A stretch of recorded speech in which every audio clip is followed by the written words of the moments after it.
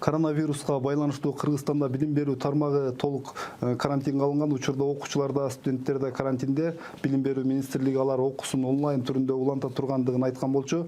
Биз бүгүнкү берүүдө өлкөдөгү онлайн билим берүүнүн шарттары жана абалы тууралуу сөз кылабыз. Бизде бир нече видео, аудио байланыштар болот. Эгер бизде байланыш даяр болсо, кошсоңуздар, биз ушул маселени талкууласак. Бизде азыр билим берүү тармагындагы серепчи Кеңешбек Сайназаров мырза видео байланышта. Кеңешбек мырза, саламатсызбы? Саламатсыздарбы? Кеңешбек мырза, азыр ушул кырдаалга байланыштуу бүтүндөй дүйнө ушул онлайн билим берүүгө өтүп жатат. Бизде ушул тармактын бүгүнкү абалы кандай? Сурооңузга рахмат. Бүгүнкү абалы жөнүндө айта турган болсок, бул нерсеге эч ким даяр эмес болчу, чындыгын айтканда. Бирок колдон келген аракеттерди жасалып аткандыгы көрүнүп эле турат. Мисалы үчүн кечээки күндө эле министрлик, билим берүү жана илим министрлиги тарабынан 2 жолдомо чыгарды. Бирөөсү бул жанагы жогорку окуу жайларындагы окуу системасын кантип ошол онлайн окутуу системасына которуу боюнча жолдомо.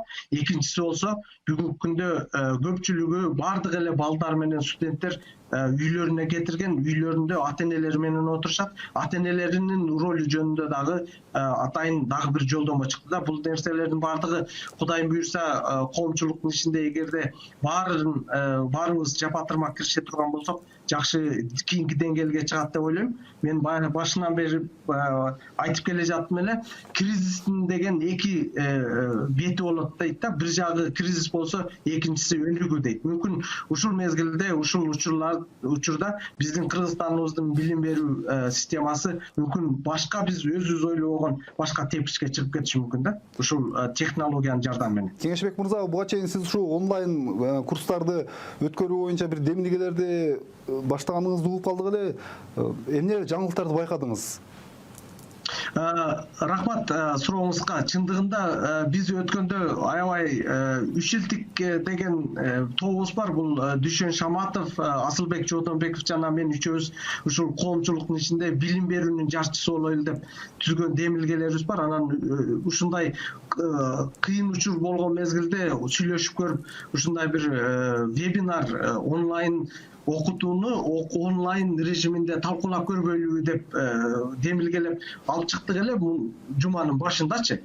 Биз ойлобогондой бир чоң бир ийгиликке алып келди да. Себеби ошол вебинар учурунда 2000ден ашык агартуучулар көрүп, ошол суроолорун берип турушту. Андан кийин кечээ түнү мен карасам, бүгүн ошол вебинарды 30.000ден ашык адам көрүптүр да. Ал деген мындай анча-мынча акыркы учурда болбогон бир көрүнүш да. Ошоно таянып туруп эмнелерди айтмакмын да, 3 нерсени айтмакмын. Биринчиси, бүгүнкү күндө ушул онлайн системасын коркпой киргизе бериш керек экен. Себеби ага кызыгуу өзгөчө мугалимдердин арасында кызыгуу өтө жогору экен. Экинчиси, буга балдарыбыз дагы даяр болуп калыптыр. Алар билесиздер, баардыгыбыздын колубузда бүгүнкү күндө чөнтөк телефондорубуз бар. Ошол чөнтөк телефондорду колдонуп, башка нерселерди, маалыматтарды издегенден көрө, аны өнүгүү үчүн, билим алуу үчүн жумшай турганга бул коомубуз дагы даяр болуп калыптыр да. Анан үчүнчүсү, негизгиси бул билим берүү министрлиги жана анын тутумунда турган бүткүл структура бүгүнкү күндө ошол нерсени чындыгында эле жүзүн карап, традициялык мурдагы консерваторлук подходдон артка чегинип, алдыга коом менен бирге алдыга кадам таштайлы деген чоң нерселерди көрдүк да. Бул нерсе аябай бир суктанарлык нерселердин бирөөсү болуп деп айтмакчымын. Кеңешбек мырза, ушул сиздер баштаган кадам билим берүү министрлиги менен бүгүн биргеликте жасалып жатабы же сиздер өзүңүздөрчө баратасыздарбы? Бул чыныгы жарандык демилге. Биз министрлик менен чогуу мындай эриш арка кылып атабыз, мынтип маалыматтарды бөлүшүп атабыз. Кайсы көйгөйлөр чыгып калды, ошол көйгөйлөрдүн бардыгын тизмелеп туруп министрликке берип атабыз. Бирок жалпысынан демилге бул жарандык демилге деп айтмакчымын. Ошонун ичинде жалаң биз колдон келишинче мына мисалы үчүн бүгүн эле азыр эртеңки боло турган вебинардын анонсун азыр эле бөлүштүрдүк коомдук соцсеттергечи. Себеби биз колубуздан келишинче жөнөкөй телефону менен бүгүнкү күндө иштеп жаткан мугалимдердин эмесин жашоосу менен мугалимдердин ишин көрсөтүүбүз келип атат да. Ошого көбүрөөк басым жасап атабыз. Технологияга коркпостон ошол телефондун жардамы менен кантип окутуунун кийинки деңгээлине алып чыгабыз, ошого көбүрөөк көңүл бөлүп жатабыз. Кеңешбек мырза, ушул соңку суроолордон берейин. Ушул Кыргызстанда кайсы аймактарда ушул ийгиликтүү ишке ашат деп күтсөк болот же жалпы республика боюнча бүгүн ушул системага даяр деп кирсек болобу? Ишенесизби, мен дагы бир жолу айтып кетейин, мен мурда мен өзүм жаңылышып ойлоп жүргөн окшойм да, мындай райондун центрлеринде, борбор шаарыбызда, анан чоң шаарларыбызда болот депчи. Ишенесизби, кечээки демилгелерден кийин, мисалы үчүн кечээки вебинар өткөнүбүздө Токтогул районундагы алыскы бир айылдын мугалими, физика мугалими Элиза деген эжеке өзүнүн сабагын көрсөтүп берди да. Эртең болсо ошол эмеде алыскы деген ошол Баткен областындагы Кызылкыя педагогикалык институтунда иштеп жаткан информатика мугалими эжекенин сабагында көрөбүз да. Ушул демек бүгүнкү күндө мен жана эле өзүмдүн соц тармактарымдан бир маалыматты бөлдүм эле. Ушул таң калганыбыз түптүн ак булуңунан жада калса ошол лейлектин аркасына чейинки агартуучулар уже дайын болуп, алар көпчүлүк нерсени билип калыптыр бүгүнкү күндө. Кеңешбек мырза, ишиңиздерге ийгилик каалайбыз. Сиз айткан жакшы тилектер орундалсын деп ниет кылалы. Сизге рахмат, Рахмат сиздерге да ийгилик болсун. Урматтуу телекөрүүчүлөр, бизде ушул билим берүү тармагы боюнча серепчи Кеңешбек Сайназаров мырза видео байланышта болду. Азыр бизде билим берүү жана илим министринин орун басары Нурлан Омуров мырза телефондук байланышта. Нурлан мырза, саламатсызбы? Саламатсызбы. Нурлан мырза, ушул дүйнөдөгү өлкөдөгү кырдаалга байланыштуу бүгүн ушул окуучулар, студенттер карантинде болууда.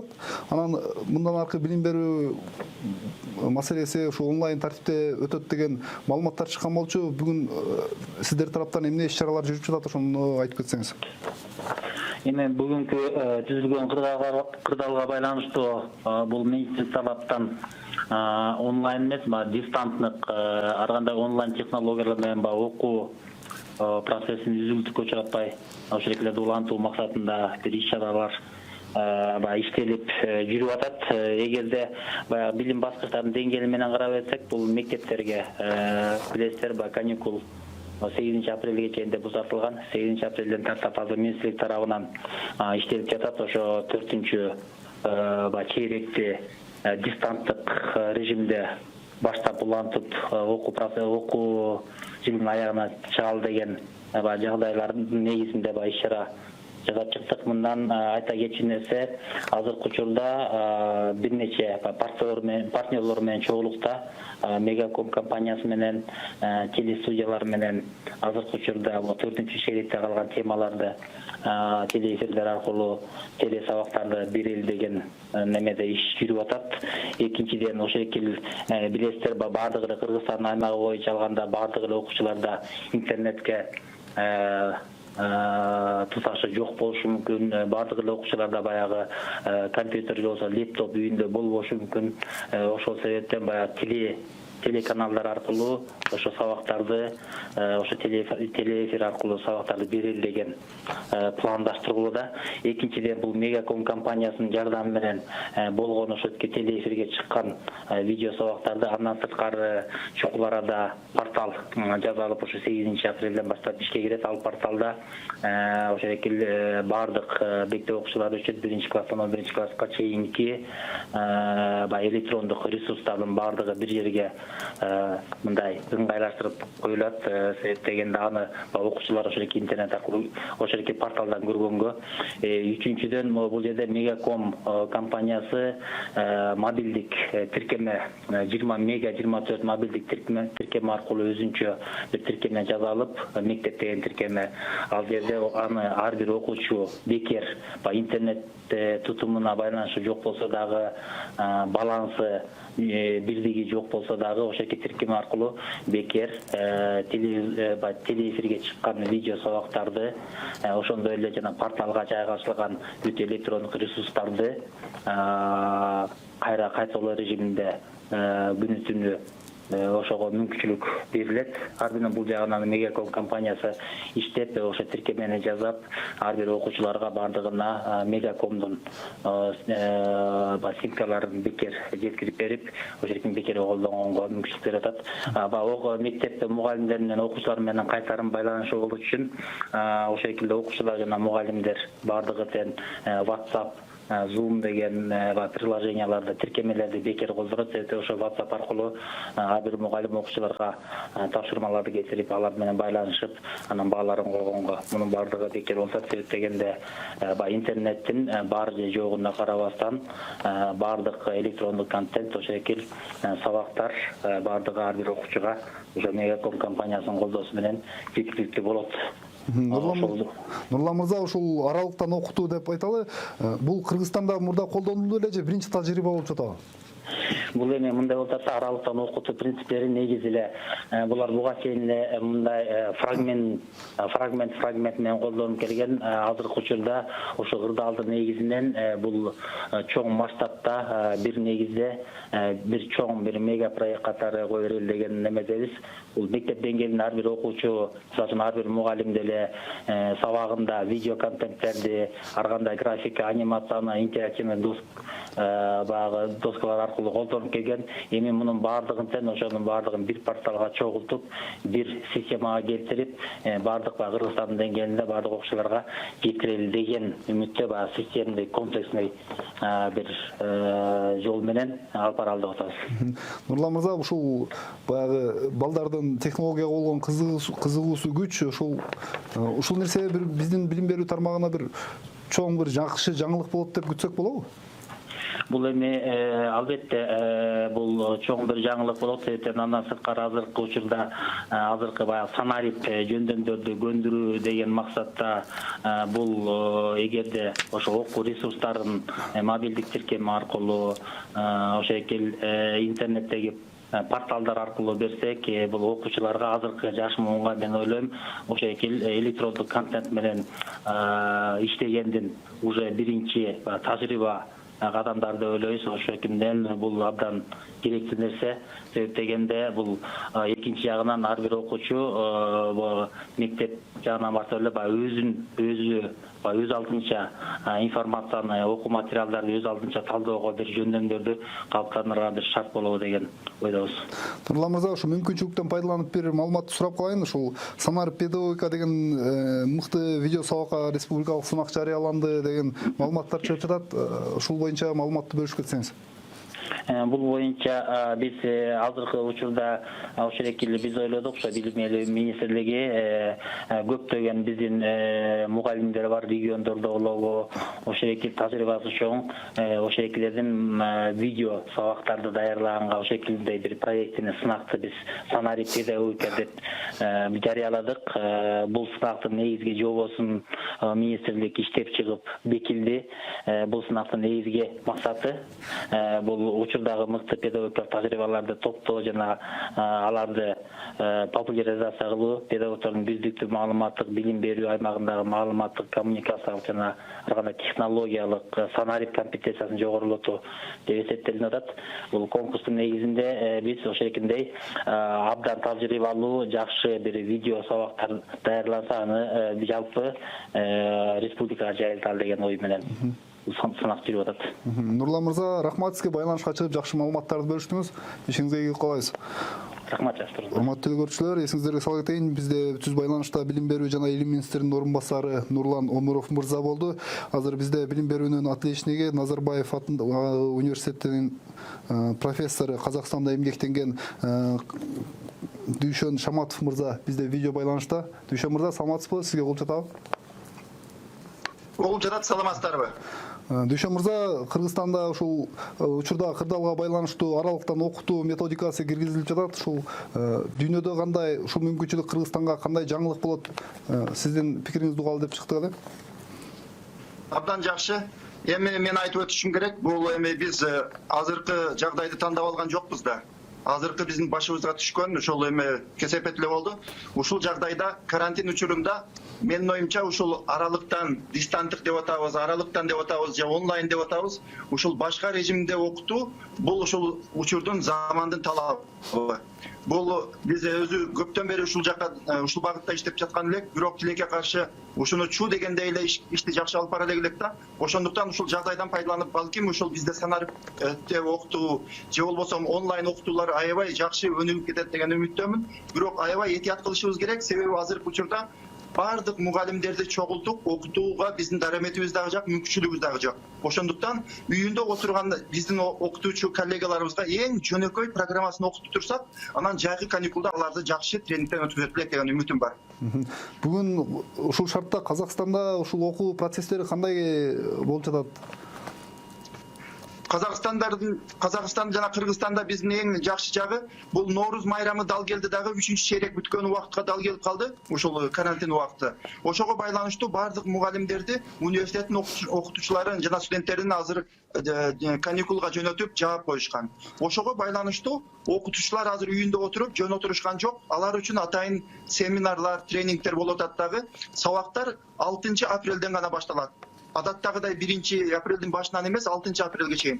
Ушул мөөнөттө мүмкүн болушунча жанагы мектептеги атайын жооптуу адистер, университеттеги жооптуу адистер ошо мугалимдер менен байланышып, аларга эң жөнөкөй болгон технологиянын түрлөрүн үйрөтүп туруп, маалыматтарды бөлүшүп жатышат. Ошол учурда бул бир аз мындай түшүнүктүү болбогон көптөгөн пикирлер болуп атат да, бул онлайн деген эмне, дистанттык деген эмне, ошоларды дагы мындай түшүндүрүү иштери жакшы жолго коюлуп, акырын жүрүп жатат.